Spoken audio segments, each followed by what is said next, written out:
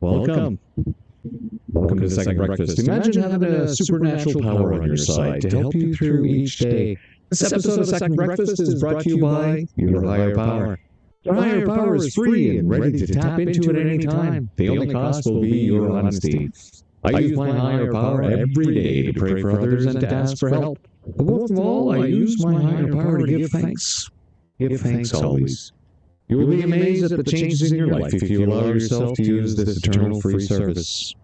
All right, we will be right back after the intro for the show. I can do this right.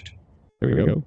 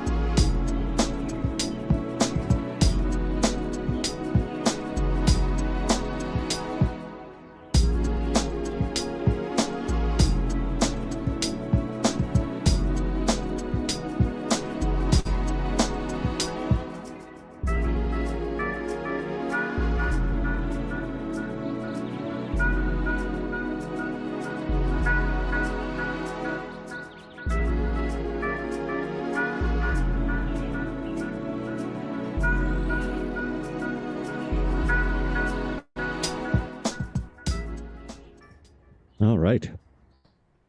Welcome to Second Breakfast.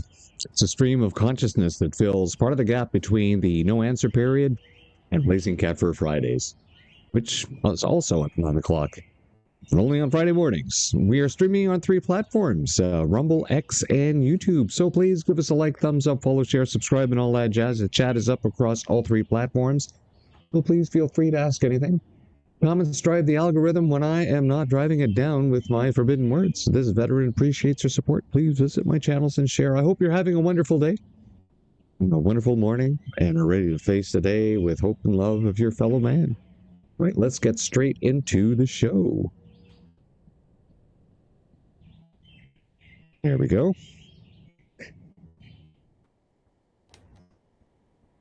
Let me just get rid of the birds in the background. There we go. Well, usually we start with a joke, but guess what? The joke's on us, Canada. Yes, there we go. Prime Minister Carney will spend $252 million this year on the Privy Council. Now, mind you, the Privy Council itself, they say, it's not the Prime Minister's office. Oh, yeah, really? Well, because they say here the Privy Council is not the Prime Minister's personal budget. However, the Governor General appoints those people. And who appoints the Governor General? The Prime Minister. So they're all cronies. They're all pointed, liberal friendly, of course. And now they're outspending all the prior government gates. And of course, they said that, so we have to cut some certain expenses, right? But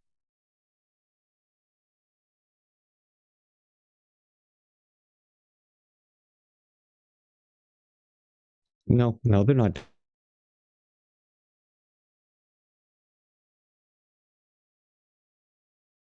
doing that at all. Joke's on you, Canada. Why did it come?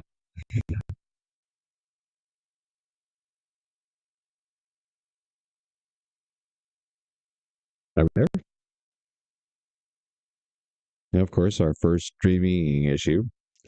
Ah, yes, there we go. There's our real joke for the day. Give me my check. Stupid Canadians, now give me my check.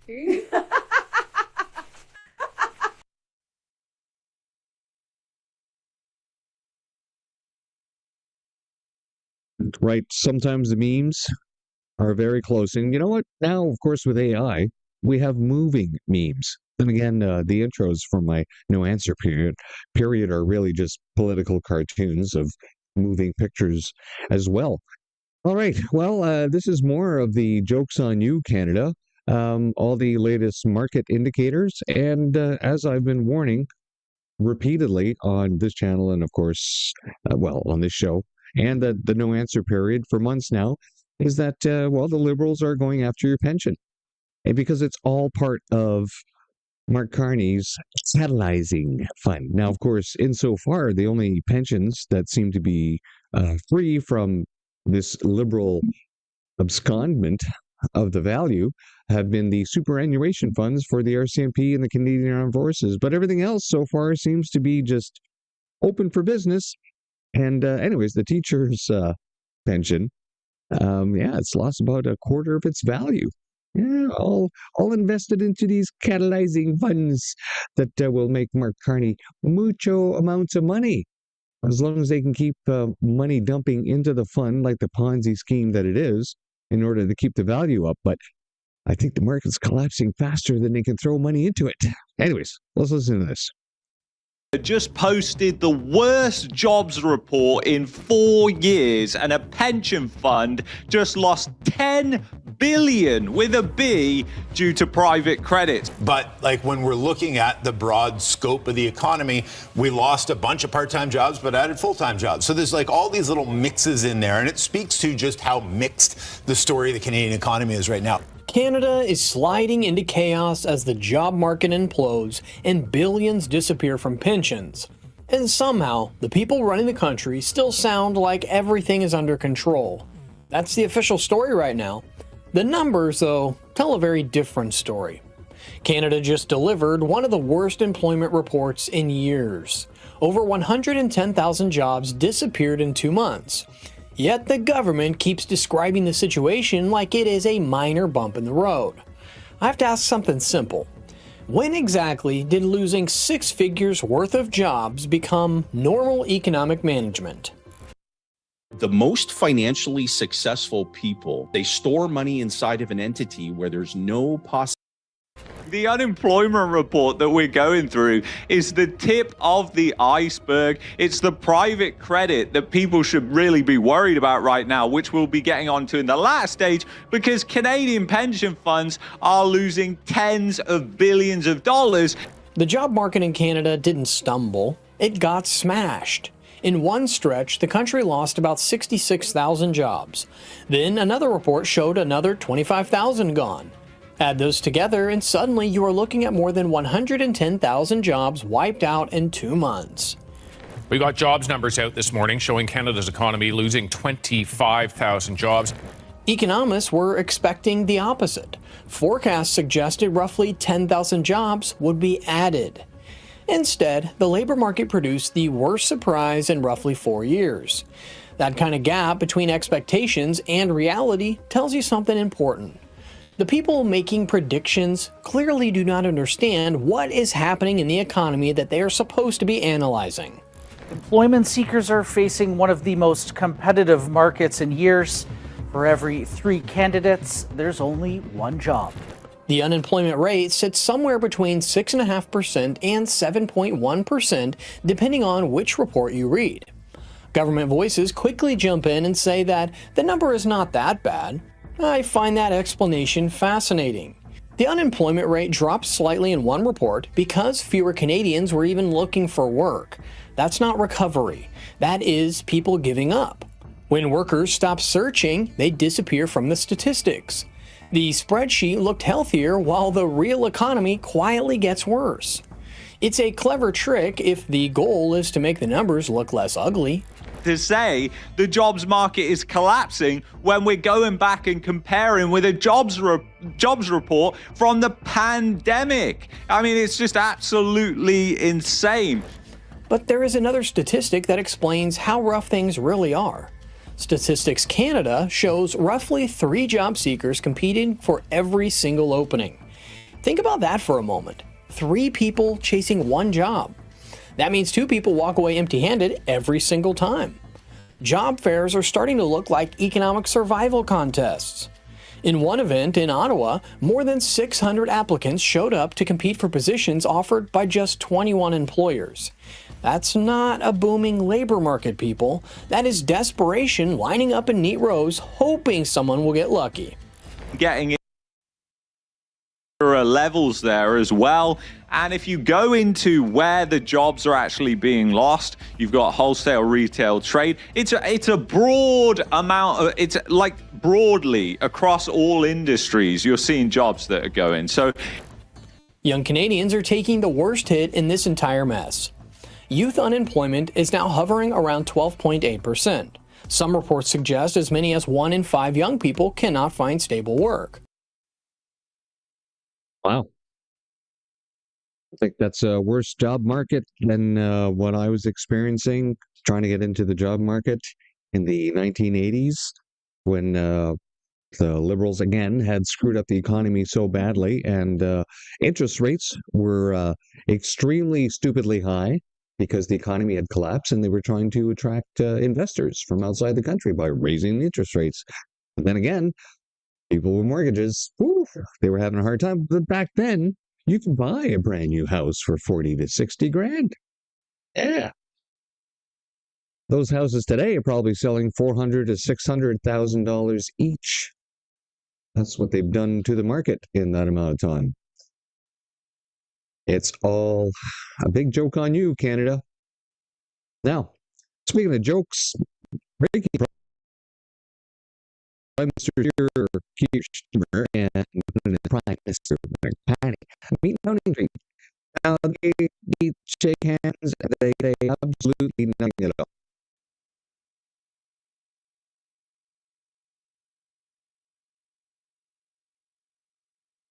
Sorry about that. Sorry about that. I think I just realized what's going on. I had another drive still hooked in. Hopefully that should fix it. Stream. Output. Yeah, we're still low on output. So this, my fault. Hopefully that fixes the issue. Drive disconnected. I usually have a checklist. Obviously didn't go through it this morning. Getting back to the 2 bozos in the picture. I would play this, but they're not saying anything. Although somebody did point something out that Keir Starmer does with his hands. Let's see here. This thing that he does here with his hands, where he makes his fists. This thing here. What is this? What is this thing he does with his fists? Why is he making fists while he's talking? Now, imagine yourself talking. Actually, just next time you talk, right? Just hold your hands together in fists like this. Make yourself, does that feel natural? You know, like politicians have been trained to do a little bit of steepling with their hands like this, right? Or trying to do some neutral things. If you don't know what to do with your hands, right? You feel uncomfortable with yourself in public. But this thing with the fists, the last time I saw a politician do that, he had a funny little mustache and he was running Germany, at least in the pictures. So, getting to one of the aspects on our thumbnail, we cannot normalize child abuse, says Canada Uncensored. So let's listen to this video. Hey, have you seen the videos of the Liberal women being asked if they would kill to protect their children? And they're like, oh, I don't know. Oh, I don't know. I don't think so. Or no. Can we just say how insane that is? And like, I'd kill for your children. I'd kill for people's children that I don't know. And why is there this movement to like normalize predators and their rights all of a sudden? Like, why aren't we having public executions in the streets? And why are we normalizing pedophile behavior? Oh, right, because all the people in charge are pedophiles, right? And they eat babies and stuff, and nothing's been done. Oh, I forgot. Okay. So I'm just throwing it out there that we like have a timeline where, as like millions of people, we come together and basically say, if something's not done about all these people trafficking and mutilating and abusing children, that we step in and do something. Yeah, like make a public example of these people. And like, if you're on the list, you should have like a certain amount of time to like prove that you're innocent. Because if you've read it, and I've read a bit of it, and it's absolutely horrifying, and it keeps me up at night. If you have the courage, and I strongly recommend you have a bit of courage to start reading what these people have done. Like, we need to make an example of these people, like, immediately, like now. We cannot normalize this behavior in our society. It's insane. And I'm disgusted by my country right now that's currently taking steps to not only normalize, but like protect the rights of these people. Like, this judge here in Canada just ruled that a public sex offender registry is unconstitutional. Like, what are we doing here? I think that we need to make a public example of these people. And if nothing's done about this, our society is toast. It's done. Okay? If that's the standard we're going to set, I don't want to live in it anymore. Okay? I don't want to live in a society like that. So what do we do here as people? We need to mobilize all the men and give these people a chance to prove their innocence. Okay? Like, all the leaders, like anybody named, you need to come clean, because there's a reckoning coming and nothing is the same. And I think people are just kind of waiting around to see how this is going to unfold. But there just keeps being more distractions here and there. But I'm not getting past this. And I don't think most of the people are. But we need a voice, and we need a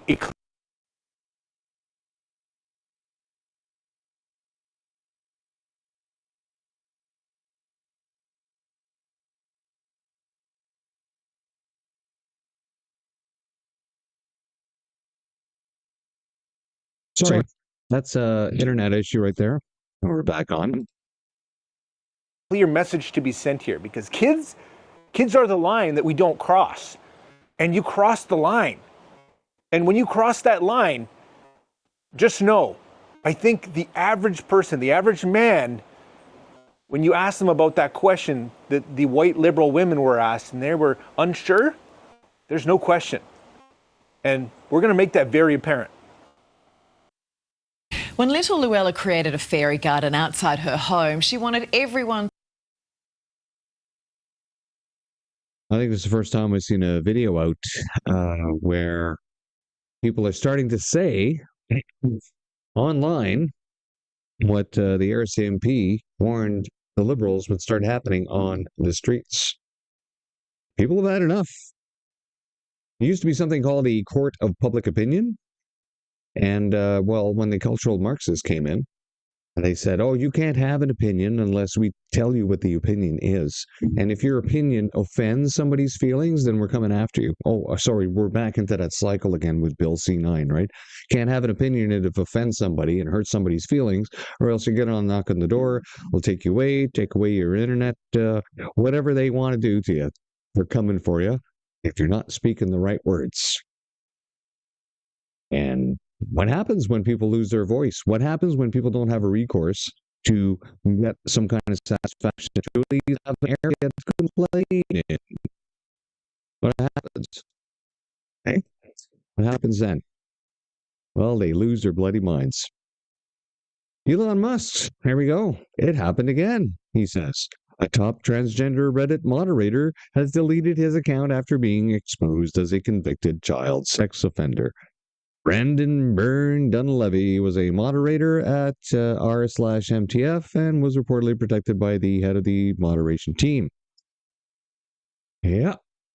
I try to tell you, it's they keep trying to make perversion looks like it's a normal behavior when in the end only children seem to get hurt. Again, why does this happen? Because the left have no respect for human life. Oh, speaking of the left, meet Kathy Filippo Kelly. She's an administrator at Huron Superior Catholic Schools in Ontario, Canada. She fantasizes about Trump getting assassinated publicly and says she will be cheering. These are the crazy far-left cultural Marxists that are running the schools, indoctrinating children in trans ideology, climate change fear-mongering, and basically pumping out children that are afraid of their shadows. And you wonder why they're so screwed up, especially after having been locked up for a couple of years for a fraudulent scamdemic. All right, let's listen to this crazy person. In a health event way. I know we're all waiting for it to happen, but here's what I want to see occur when it happens. With our luck, it's probably going to be that it's going to happen in the middle of the night, and we're not going to know until the morning. But on one of my previous posts, I said, if that happens and you're awake and you're aware of it, please make sure you wake me up. Okay, so here's how I would love to see it happen. I don't think that this should be a health event. That's not tragic enough. I think it should be an infliction like he has done to others in the United States and around the world.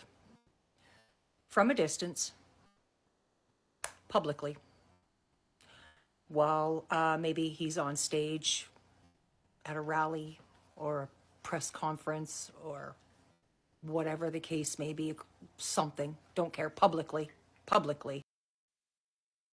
Yeah, it just goes on and on. Trump derangement syndrome in full display. It's imagine if this person put as much energy into hating a foreign leader into looking into what is happening in Canada, right? But no. Why they brainwashed like this? I wonder why. I wonder if it's because the media is pumping this out nonstop. So there's this little story here. I found it interesting. One of my first followers on my gardening channel is somebody who actually has a weekly podcast where they actually show their little fairy garden. And I guess this is a thing that happens a lot in the UK. That follower is from the UK, by the way. So anyways, let's watch this. This is what happens when people lose touch with humanity, which usually happens in far-left thinking. Luella created a fairy garden outside her home. She wanted everyone to enjoy it with her. But guess who doesn't like fairy magic and wants to impound the mystical creatures? Who else but Council? She loves fairies and she loves interacting with other kids, and it brought so many people together. Oh, look at that one. Where's the snowman? Can you get the watering can for me? Step inside little Luella's Fairy Wonderland, a whimsical place where imagination can take over. Most mornings we go out and we move the figurines, the fairies, and other kids come along and we talk and we create different stories and different scenarios. Who are they? That one is me, that one is Flo. Yeah, your sister? Yeah. Peter and Natalia helped their 3-year-old Luella create her fairy garden 6 months ago outside their home in Sydney's inner west. Not full like anything. A place for all kids to come and let their minds wander.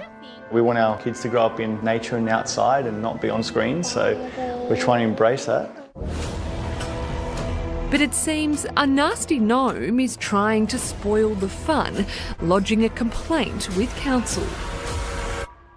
We had a knock on the door on a Friday afternoon at 6:30 from a council inspector asking we remove the garden. The family told the fairies need a permit and insurance or they've got to go. I did say to him, I don't think we will be removing it because it's a bit extreme and we really hope that we can keep it. The council seemingly against joy. In December, Christmas decorations only went up days before, and at Halloween it encouraged locals not to decorate. Now Luella's little garden, destined for the dump, hit 1 week later with an impoundment notice slapped straight on a butterfly. I mean, it looks beautiful, and then you've got that. So in the end, the council relented and said, no, this is giving us too much bad press. So they went to the enforcement officers and says, cease and desist. That's the only reason they did that is because they got bad press, right? And not because they had some common sense in their noggin, right? Something that is completely gone when you apply far-left ideology.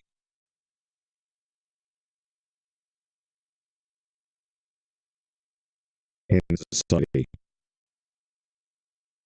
In a society.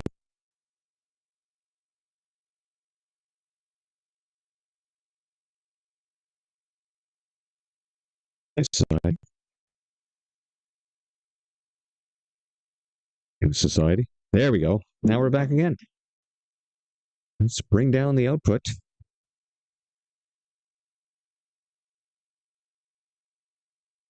So we'll get into another UK story in just a bit, but first, when you're looking at far-left ideology and what cultural Marxists do, they will just impose their will. Laws be damned, and public consensus also be damned. Here's another good example. Hello, my name is David Brett. I'm the editor of the New Westminster Times, coming to you again today from a controversial place in the Westminster where there's proposed to be a tiny home village supportive housing complex, and there's major pushback coming from the rail operators in the area. I have another letter from the Railway Association of Canada to share with you today that is even more strong than the letter I shared with you yesterday from Canadian Pacific Kansas City Rail. And I also have a response from the ministry involved as to what they're going to do about all of this pushback from the railway companies. And so I'm just going to plow into that right now. So the tiny home complex is basically these containers that are proposed to be put on this 2-acre parcel behind in that direction. It's being moved over from Victoria. So the problem is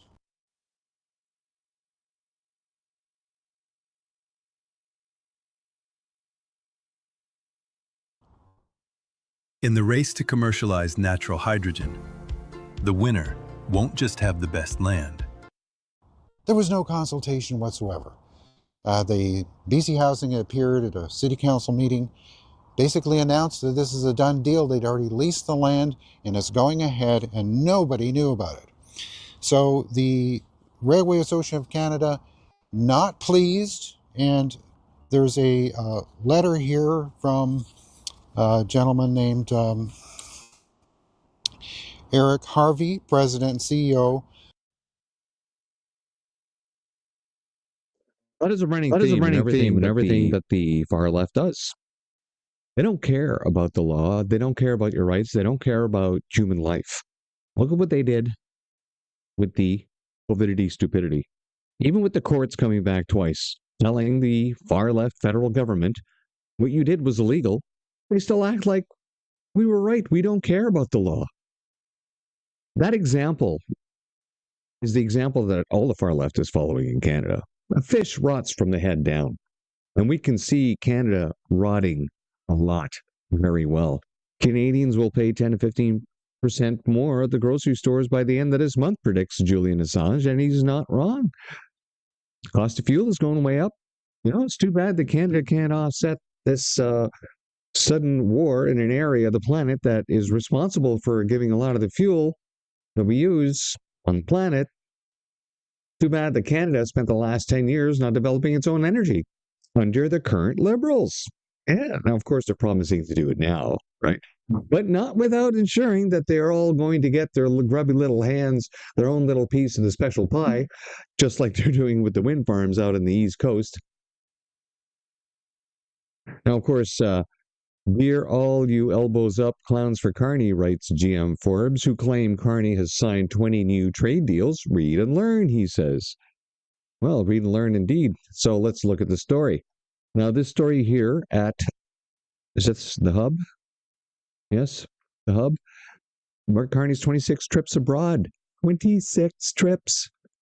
It's all stuff that probably could have been done on a phone, or maybe dispatching the local people that we have paid to be there at the embassies or the consulates in each of those areas. Maybe they could have been doing the legwork while the teams call from here instead of, sending our prime minister around the planet over 4 times circumference of the planet. It's probably 5 times now, the amount that he's flown. But apparently, a breakdown of the prime minister's trade deals and travel after 1 year in office. And if we just go right down to the conclusion here, they break them all down. It's great. You should read this. Despite the majority of Prime Minister Carney's 26 trips to foreign, focusing on diversifying trade, no major expansive trade deals have yet been signed. That's right. It's all smoke and mirrors, boys. In terms of his negotiations with trade agreements with new partners, Carney has made important steps towards diversifying trade, but has few concrete accomplishments to point to. Steinberg told the Hub only one new trade agreement has been signed with Indonesia, and it has not yet actually been ratified yet. Not been ratified yet. Yeah, so Steinberg also pointed to reductions in Chinese agricultural tariffs, but noted that this only brings us back to 2024 status quo rather than adding new export destinations. Well, Steinberg believes Carney's on the right track with signing new trade deals. He says it's too early to celebrate. He adds that trade with the U.S. should still be Canada's primary focus, which he has completely avoided and ignored in order to continue with the Trump boogeyman, in order to scare his voting base into re-electing Liberals over and over and over again. Till he runs out of that boogeyman, then he will just pick another one, right? Now, Truth Seeker 01011 says, I see one more effing post about how Canada is number 1 and most loved, then explain this. Straight for Canada Stats, you can't gaslight your way out of communism. From Stats Canada indicates Canadians are leaving the country in record numbers, and I've said this often, over and over again. With immigration hitting all-time highs, immigration leaving between 2024 and 2025, driven by high living costs, housing unaffordability, and career opportunities. Over 118,000 residents left in 2024. And still the population increased because all the people that they brought in, that the Liberals brought in, most of them were not people like this. They weren't professionals. They weren't people looking for other jobs. They brought in a bunch of gimmies and then started giving them free money. Well, not free money, money from the remaining residents here that haven't left the country yet.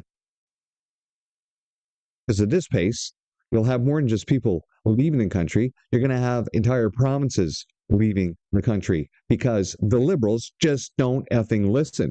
Record numbers. Immigration has consistently risen post-pandemic, surpassing previous highs from 2017. And the reality is that people were already leaving Canada and at anywhere from 27 to 30 grand per year before 2015. That number doubled after 2015, after the Liberals got elected. So they're telling us that number there has really doubled again. This is the success of Liberals. They're driving people out of the country. They can't attract investment because of their green scam fees and costs, strain the economy. Right. Sean Sargent, retired, says Canada is falling into a hole it would not be easy to get out of. And he lists a bunch of things here. And yes, these are all the same things that, of course, they never talk about on the mainstream media. Uncontrolled immigration. Foreigners who get more government money than vets and elderly. 84 grand a year. Imagine that. Spent your entire life working in this country. Promise of an old age security, some CPP, right? So healthcare, which is now practically unavailable. Meanwhile, somebody shows up at the door of the country, never donated thing here, has no promise to actually donate anything in their future. And of course, they passed a law to allow them to bring all their relatives as well, right? So all these people are going to come here, and meanwhile, our veterans and elderly who defended and built this country, piss off.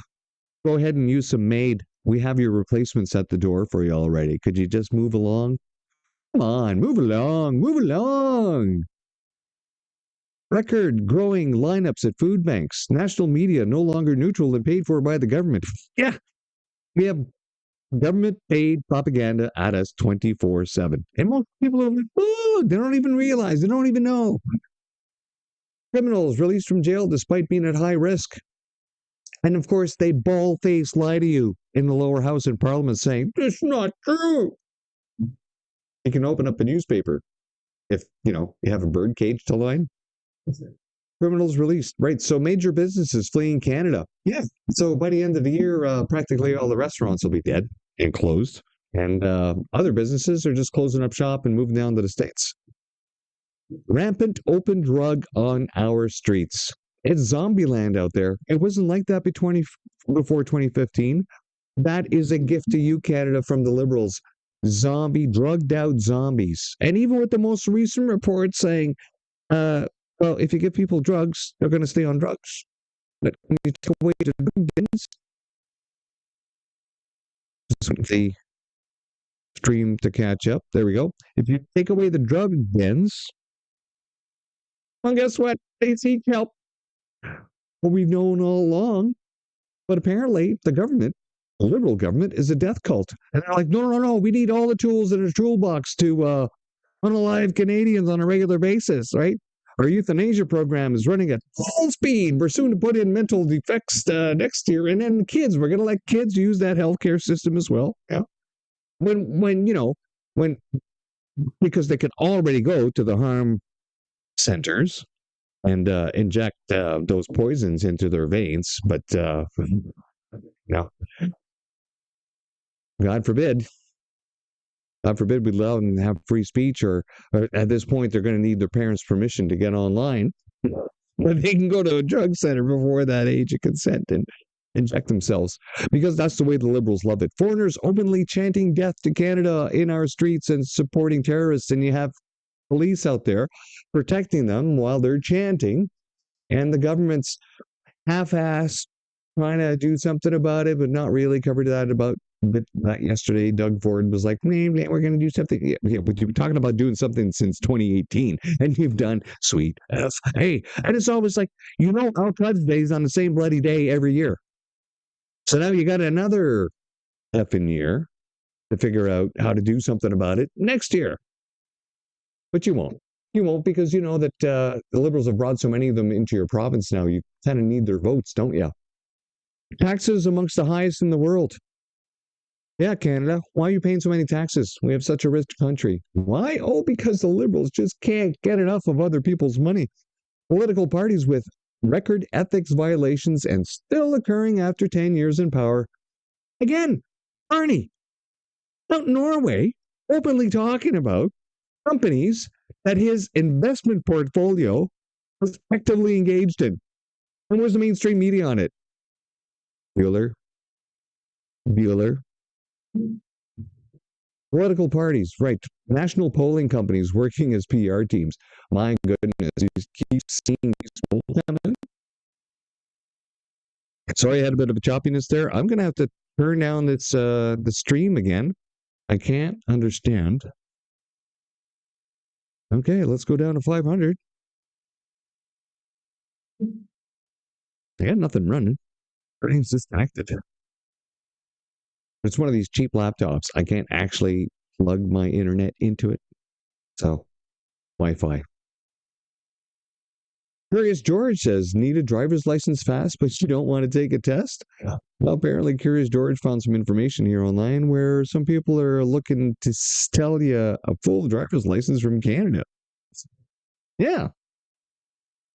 This is available for drivers in the United States, apparently. Don't know if this is still true or real, but anyway, he did tag the RCMP, so maybe they're looking into it. But then again, the RCMP get tagged on a lot of things. They don't look into it. Mark Carney says he would arrest Benjamin Netanyahu if he set foot in Canada, yet he knowingly permitted a top-level cleric, Ojat Koleslam Morteza Tayebi, also spelled Tayeb, or similar variations like Morteza Tayeb, from the evil Iranian regime in Tehran to enter Canada and march at Al-Quds protest rally in front of the U.S. consulate in Toronto. That was shot up. Yeah. So, why? Why are we letting these people in? Why? Oh, because we have liberals that love terrorists. They love communists. They don't have an issue with people that are evil and kill their own citizens because, well, they make deals with them, right? Because they have no morals and ethics. This is where the country's gone under the liberals. Breaking: the Shia cleric was filmed at Pearson International Airport in Toronto, arriving in Iran together with his family. Unfortunately, the government of Canada is sheltering these notorious Shia clerics of the Islamic regime, including those who have been directly involved in the killing of Iranian people. Yes, these are the Shia clerics who preside over the Sharia courts, who ended up giving death sentences to people because of their religious laws. Yeah, so this is happening on the day when CSIS is sending out posts on X telling everybody not to be Islamophobic, which we all know Islamophobia is a Muslim Brotherhood construct in order to make people shut the hell up about repeating what is in actually the written words of the Hadiths and the Quran that really expose Islam for what it is. It's not our words, it's their words. But when we say them, we're racist. When they say it, it's religious text. Tom Quicken writes, so the Toronto Police Minister is someone who burned his Islamic Republic Iranian flag.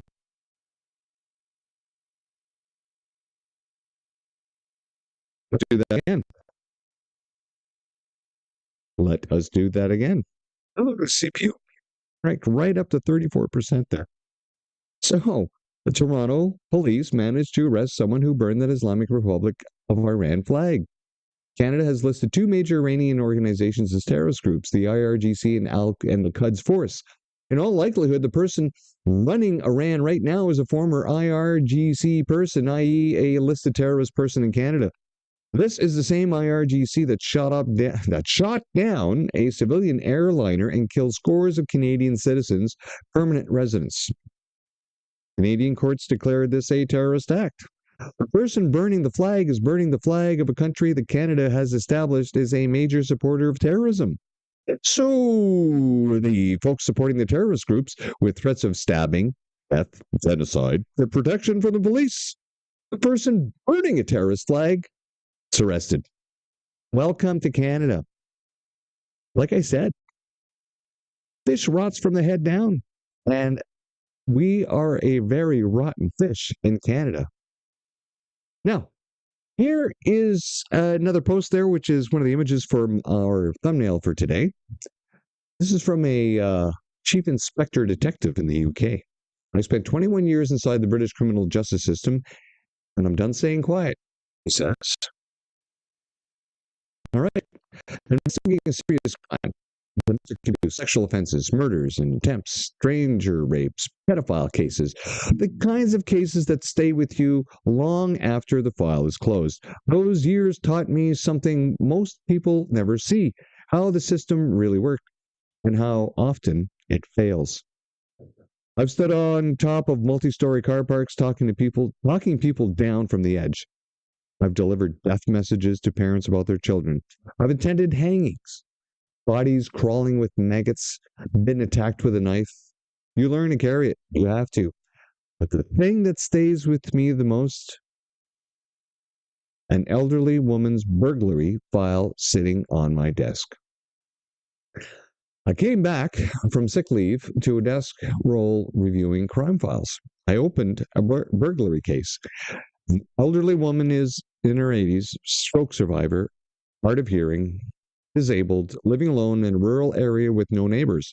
The officer had been, he assessed and left. No statement, no scenes of crime, no leads, just filed. I went home and told my husband. He said, that's what it's like now.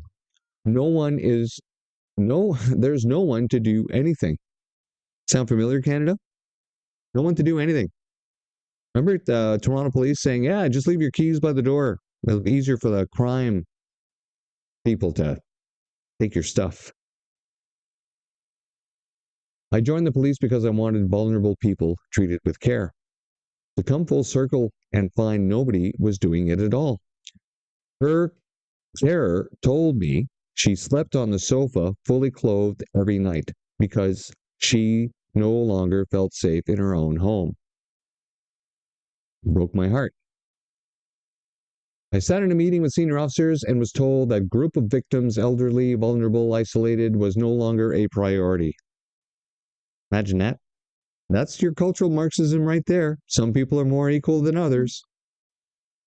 I was the most junior ranking officer in that room. I was the only one who said something. I got shut down. The job broke me in every way. That's why I'm writing this from bed. At 46, too ill to get up, instead of doing the job I loved. At my worst, what the job did to my mental health almost killed me, but it didn't take everything. One thing remained, my voice. So I started writing, but I'm not staying quiet anymore. If this resonates with you, my full story's on Substack. Why I Speak Now, everything starts there.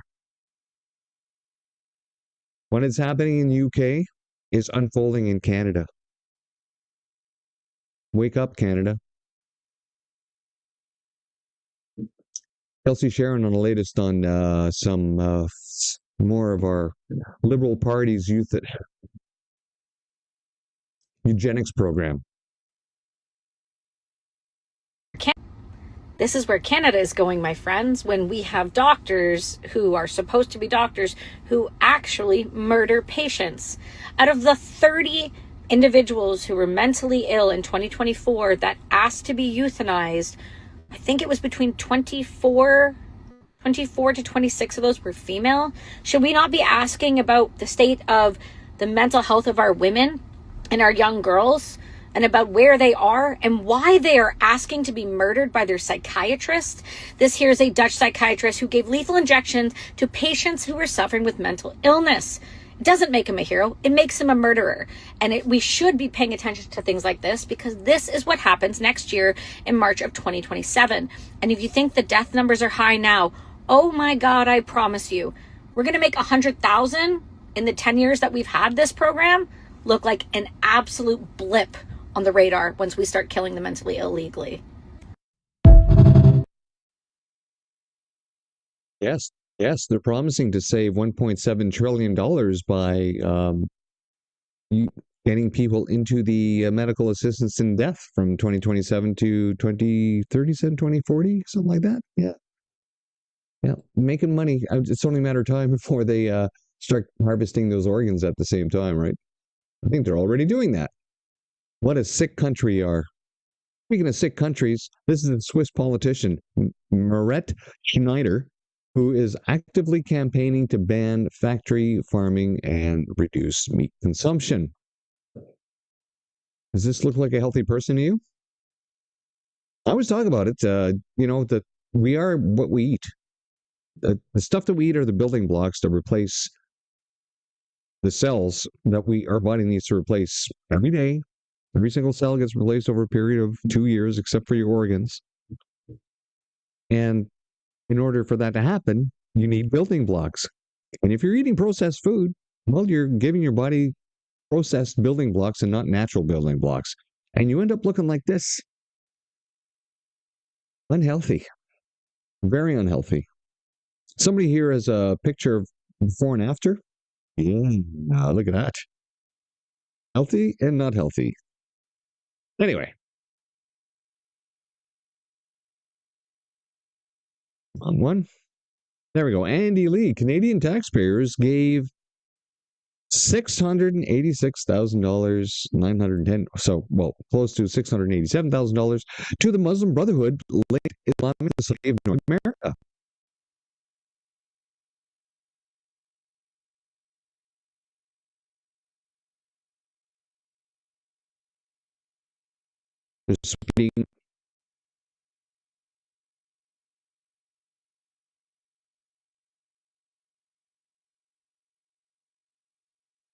Sorry about that.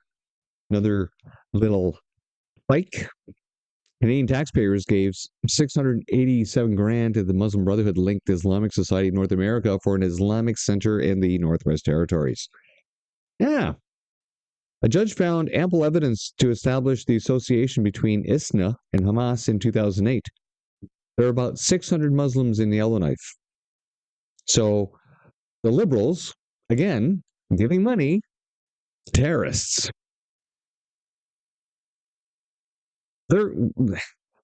They've pretty well gotten in bed with the NCCM, the National Council of Canadian Muslims, formerly known as CARICAN, Council of American Islamic Relations Canada, and they changed their name after CARE in the United States was an unindicted co-conspirator in the Holy Land Foundation terrorism case.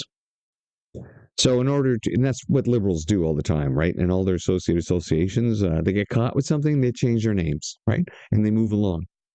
We're all associated with this Muslim Brotherhood. It's all terrorism. Again, this has to come out around, Al-Quds Day, government saying stop being Islamophobic. But meanwhile, we're funding the very people that are destroying Western civilization. Oh, I want to mention this part here. And this part right here with the UK police, right? This is coming to Canada. After Bill C-9, let's say you post something, you're away on holiday, and you're like, oh, they clapped. Look what the liberals did again. You post a little something, post a little meme, upset somebody's feelings.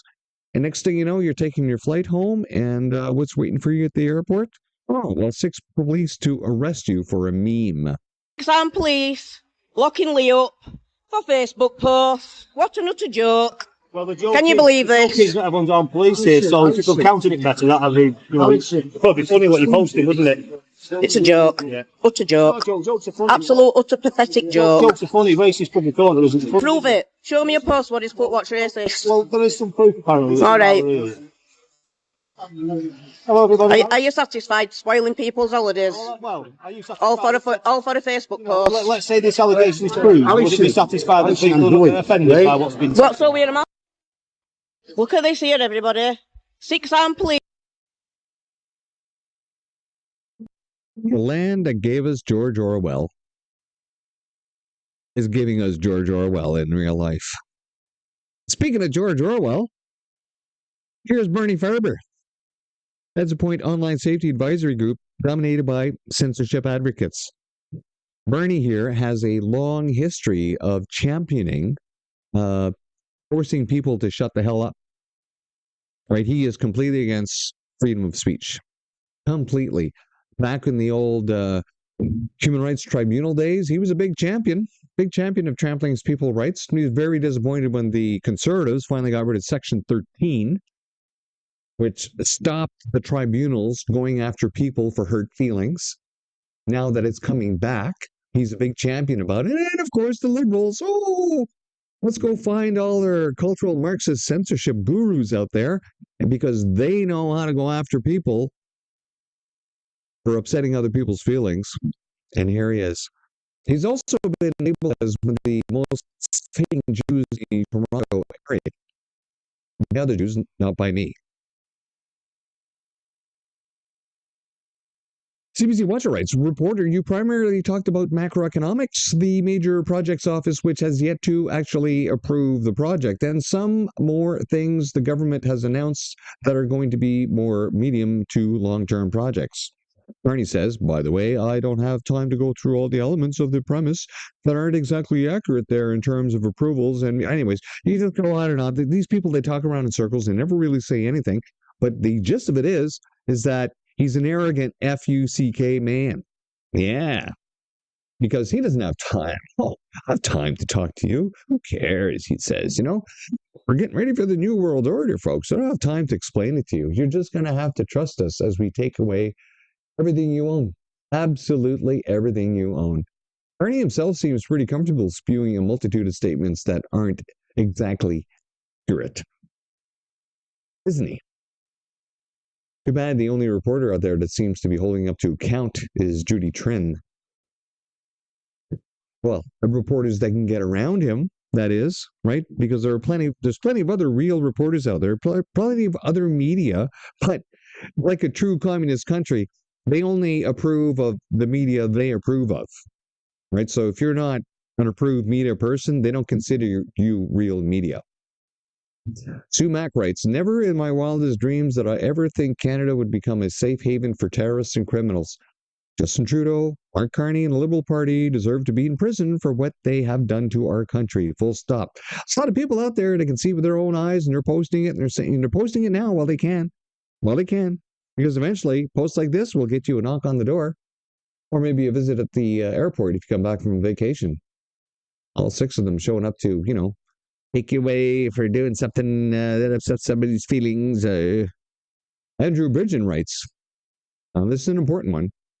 Hospitals are using a new name, biogenics, for vaccines under this term. When you sign a form before a surgical procedure, you have to make sure not to sign up for biogenics.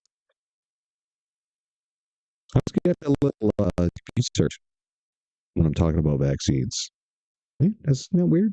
Let's get a little CPU search when I talk about vaccines. Weird. Let's do this again. Hospitals are using a new term named biogenics. Make sure you do not sign up for biogenics when you go in for surgery. Anything. It allows the staff to give you any and every shot they see fit while you are under anesthesia. This is in the UK. What happens in the UK seems to happen everywhere else in the Western world, in the Commonwealth. Anyway, guaranteed biogenics, English speaking, Western civilization. They're going to be copying this somewhere else. Oh, it's not a vaccine, it's biogenics. Larry O'Brien writes, Canadian healthcare is broken. Germany also has public funded healthcare, but the ratio of medical staff to administrative staff is 70 to 1, 70 to 1. In Canada, the ratio is 4 to 1. That's right. 4 actual healthcare workers for every administrative person. Typical far left, government run, inefficient system. Why do they have so many managers? Managers managing managers, and managers other managers? How can you have every 4th person only being administrative staff and not actually taking care of patients? I mean, what are they doing? How many people does it take to order Band-Aids? And the maintenance schedule. The maintenance schedule is kept up on the equipment in a hospital. You can't tell them you can't replace most of them with AI. Line Advocacy Group. This is the brother of Viva Frey, by the way. And he's often bringing this up. And of course, the PSYOP continues. Public Health of Canada has taken over the Vaccine Injury Support Program. It's taken over in 2 weeks. It was overloaded, 252 claims laid, $21 million paid out. Remember, big fiasco there. The company that they hired to do it was embezzling most of the money and partying and not taking care of people injured. Other than all the people that were just denied help outright, over 3,000 more cases to go. And we still know that's a fraction because Health Canada admitted there were over 10,000 injuries and deaths for this. He hacked to take over vaccine injury program after Global News investigation. So that was last year in September. So we're coming up on the due date for them doing this. And of course, we have a health minister that says it's okay for children to inject fentanyl in harm reduction sites. That's healthy. That's good for life. That'll keep you alive, folks. Now, commentary on global ivermectin research hub in a stunning revelation from the front lines of British Australian Max is reporting unprecedented success using ivermectin. A little surge again in the CPU. It's just weird, eh? Ivermectin in two of our most devastating neurological conditions, Parkinson's and Alzheimer's disease. So look that stuff up. Here's Dr. Mackes himself. I've been doing a lot of research. And of course, this all came about because of the COVIDity stupidity, because they went out of their way to ensure that you could not use other medicines that were proving effective and dealing with a viral load. And then by accident, they started finding that it was causing all these other cures as well. And by accident, they kind of really discovered that, oh my goodness, a lot of these conditions that are being made better is because people have bad gut bacteria. So much of our health is geared towards our gut bacteria, which goes right back to what I said all along, the building blocks of life. You are what you eat. And how does that food get processed in your body? It has to go through your guts. So if you don't have good bacteria, then obviously you're not going to build those blocks well enough. You're not going to absorb a lot of the nutrients that our bodies were designed to have or work healthfully. So there you have it. And that concludes our show for today. Boy, that was a long one, full hour. Thanks so much for coming out. Sorry about the stuttering issues. It's a problem with my equipment. Like, share, subscribe. I really want to thank and appreciate all my followers and subscribers for doing so. It helps to build a channel, makes it all worthwhile. Here we go again. Right in there. Yeah, let's see. Again with a little stuttering. All right, let's end the show. Hopefully tomorrow morning will be a better broadcast. And we got the show here. Oh, I think there it is. See you tomorrow. Oh, wait. I knew it.